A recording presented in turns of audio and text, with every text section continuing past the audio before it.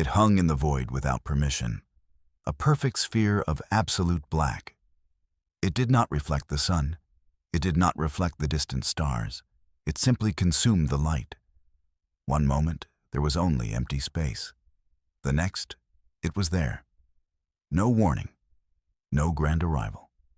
Just a sudden, silent impossibility over the earth. All our telescopes turned to look, all our sensors strained to understand. They returned nothing but a perfect circle of absence. Days turned into a week. Nations spoke in hushed, frantic tones. We sent signals of peace. We sent mathematical proofs. We sent music and art. The sphere answered with perfect, profound silence. It just watched. An unblinking eye in the dark. Then, it made its demand. It was not a voice. It was not text. The request simply appeared in every mind. A cold, clean concept. It wanted a census. It wanted a list of everything we were. The request was an audit of our souls, a cold accounting of our existence. It asked for our population numbers, our resource consumption, our technological capabilities. These things were easy enough to provide. But the list went on. It wanted metrics for our emotions, the chemical formula for love, the quantifiable output of grief. It asked us to measure courage, to plot the exact value of hope. The request was a puzzle made of ice. How could we graph the feeling of a lullaby? How could we assign a number to sacrifice? The star-born request was a balance sheet, and we were the assets to be measured. Experts from every field gathered. They tried to create the data. They built models and algorithms. Yet their efforts felt hollow. A spreadsheet could not capture the human spirit. We were being asked to describe a symphony by listing its notes. You sat in the great council chamber. Generals and sages argued under dim lights. The air was thick with fear and bad coffee. General Maddox stood before the screens. His voice was a low rumble of iron. He wanted to send them data of our strength, our fleets, our weapons, our capacity for total war. He believed power was the only language the universe understood. A show of force was his only strategy. You listened to his foolish, brave plan. You knew it was a game we could never win. They crossed the void to sit above our world. Their power was self-evident. Our tiny weapons were like toys. The sages argued for pure data. Science, mathematics, the universal truths. But this also felt like a trap. A contest of logic against a being that was pure logic. You knew we had to offer something else. Something they did not expect. The argument circled for days. The generals demanded action. The scientists urged caution. The leaders of the world were paralyzed. They were afraid of doing the wrong thing. So they were doing nothing at all. You felt a strange calm settle over you. An idea bloomed in the silence. It was desperate. It was foolish. It was perhaps the most human idea of all. You knew you had to speak. You stood up from your small chair. All eyes turned to you, the storyteller. The linguist brought in to interpret a message that had no words. You cleared your throat. You offered them your desperate, foolish proposal. You told them to answer logic with art. You said we must not send a spreadsheet. We must not send a threat. You looked at the tired, frightened faces. You told them we must send a play. The silence in the room was absolute. It was deeper than the silence of the sphere. General Maddox stared at you. He looked like you had grown a second head. A few people actually chuckled in disbelief. You pressed on before they could dismiss you. You explained that a story holds everything. It holds our hopes and our failures. It holds our love and our rage. A story is the only honest data we have. You argued that a play shows our soul in action. It is not a static number. It is a living, breathing thing. It is the truth of our experience, a truth that cannot be measured, only felt. The council president looked at you. Her expression was unreadable. You had likely just ended your career. But you did not care. You had to say it. You had to give them a real choice. For 2 days, they debated your absurd plan. They called it madness, a surrender, a joke in the face of annihilation. The generals insisted on their show of force. The scientists continued to run their empty models. But their plans had holes. Their logic was brittle. What if the aliens saw our weapons as a pathetic threat? What if our science was laughably primitive to them? Their certainty began to crack. Desperation is a powerful tool. It pries open minds that are sealed shut. The world's council was out of options. Every logical path led to a potential dead end. Your illogical path was the only one left unexplored. The president of the council stood. She announced her decision to the world. They would not send data. They would not send threats. They would send a story. They granted you permission for your absurd plan. Your name was suddenly known everywhere. Some called you a genius. Most called you a fool. You did not have time to listen to any of them. You had to build an ark made of words. You started to gather the storytellers. You did not go to the famous writers. Their art was too clean, too polished. You needed something raw, something with a heartbeat. You found an old poet in a forgotten city. His words could make stones weep. You found a young playwright whose work was too honest for the big stage. You found a composer who wrote music from the sounds of a sleeping city.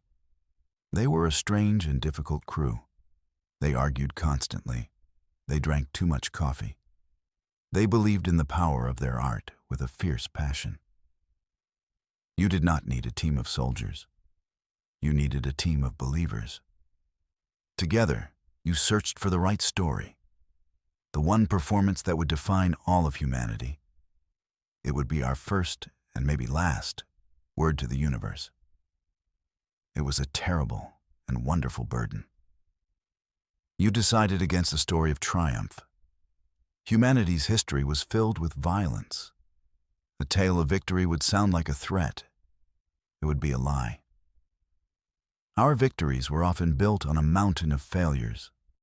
Instead, you chose a tragedy, a small, quiet story of love and loss. It was about a man who learns to grow flowers in a barren wasteland. He does it for the woman he loves. He fails again and again. The tragedy was not in his failure. It was in his endless hope. He kept planting seeds in poisoned soil. He believed that one day, something beautiful would grow. This was the truth of humanity. Our greatest strengths are our failures. The script was called The Echo Gardener. It was a simple, heartbreaking story. It was about our stubborn refusal to give up. It was the best of us. Now you just had to figure out how to perform it for an alien sphere. You could not build a stage in space. You could not send actors into the void. The sphere was the stage. The void was the theater. Your play had to be made of something that could cross that distance. Your team of engineers proposed a radical idea. They would translate the play into light. Every emotion, every word, every note of music would become a pattern of energy, a complex stream of photons and radiation. They designed a new kind of projector. It would be housed on the International Space Station. It would beam the performance directly at the sphere. The silent black object would become our screen. The actors would not perform in front of cameras. They would be connected to an array of sensors. Their heartbeats, their brain waves, their very emotions would be the signal. The performance had to be real. It had to be felt to be broadcast. The weight of final rehearsals was immense. Your small team carried the hopes of 7 billion people. The pressure was a physical thing. It settled in every room. It made every conversation heavy. Doubt began to spread like a virus. The engineer worried the signal was too weak. The composer feared the music would be meaningless noise. The actors felt the strain of pouring out their souls into cold machines. The lead actress, a woman named Alara, came to you one night. Her face was pale. Her eyes were filled with terror. She told you she could not do it. The burden was too much. You sat with her for hours. You did not offer easy reassurances. You simply told her the truth. You told her that you were also afraid. But that fear was a part of the story we had to tell. Our art was not about being fearless. It was about creating something beautiful while our hands trembled. The day of the performance arrived. The sky was clear all over the world. It felt as if the planet itself was holding its breath. Every screen on every device was tuned in. They would not see the play. They would see a visualization of the data stream, a river of light flowing into the dark. You stood in the control room. The faces of your team were illuminated by the glow of the monitors. They were tired. They were terrified. They were ready. Alara gave you a small, determined nod. You took a deep breath. The fate of everyone you had ever known rested on this moment. You gave the signal. You spoke the only words that mattered. Let's show them who we are. The broadcast began. A single, focused beam of light shot from the space station. It touched the surface of the sphere. The performance had started. The whole world watched in terrified silence. The stream of light was beautiful. It pulsed with soft colors. It swirled in complex patterns. It was a visual translation of hope and sorrow. It was the ghost of a performance, the echo of an actor's heart. For 2 hours, the light flowed. It told the story of the Echo Gardener. His love, his loss, his stubborn, foolish hope. The world did not understand the details, but they understood the feeling. They felt the heartbreak we were broadcasting to the stars. Then, the final pulse of light faded. The last note of music became silence. The beam cut out. The play was over, and the sphere went dark, when it returned to being a perfect, empty circle in the sky. The silence that followed was worse than before. Before, it was the silence of the unknown. Now it was the silence of a final judgment. We had offered our soul to the void, and the void had not answered. A day passed. The sphere remained still. A week passed. The global networks were filled with blame. Pundits and politicians called you a fool. They said you had doomed us with your poetry. 2 weeks passed. The hope that had united the world began to curdle into fear. The generals met in secret. They started preparing for a war they could not win. You sat in the empty control room. You watched the dark sphere, and you feared you had doomed them all. You started to believe them. The weight of your failure was a crushing thing. You had gambled with everything, and it seemed you had lost. The silence was our answer. The answer was no. Then, just as all hope seemed to be lost, something happened. A signal returned from the empty void. It was not a complex data stream. It was not a message of war or peace. It was a sound, a single alien note. It was broadcast on every frequency. It filled every speaker on the planet. The note was long and sustained. It was a sound of profound and terrible sorrow. It was not a human sound. It was deeper, richer, more complex. But the emotion was unmistakable. It was the sound of a being experiencing heartbreak for the very first time. It was the sound of a tear falling in an ocean of silence. The single note faded, but it was soon followed by more. A new stream of light began to flow from the sphere. It was not a copy of our broadcast. It was a response, an echo of our art. At first, the patterns were simple. Crude flashes of light, awkward pulses of energy. They were like the drawings of a child trying to understand a complex new feeling. But the signals evolved. They grew more complex with each passing day. The aliens were sending back their interpretations of our story. They showed the man planting his seeds. They showed the flowers wilting in the poisoned soil. They showed the hope in his eyes. They understood. In their own alien way, they understood the tragedy. They were not just repeating our story. They were adding to it. They were learning empathy from our art. They were learning to feel. Your team worked tirelessly. They decoded the new signals. The experts in star science and communication theory worked side by side. They slowly began to understand the truth. The translation of feeling was finally clear. The census had never been about resources. It was not an audit of our technology. It was a test, a filter designed to sift through the noise of the universe, a search for a very specific kind of life. The star-born beings were ancient. They were powerful. They were masters of logic and reason. But somewhere in their long history, they had lost something essential. Or perhaps they had never possessed it at all. The census was their desperate search, a search for life that felt something, anything.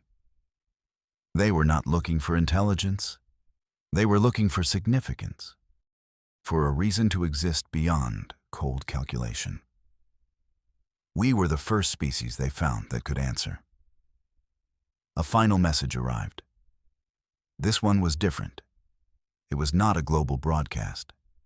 It was a thin, focused beam of light. It was aimed directly at your control center. It was a message for you alone. Your systems translated the simple sequence. It was not a grand declaration. It was a quiet question, an invitation to the chorus. They wanted us to teach them. The message was clear.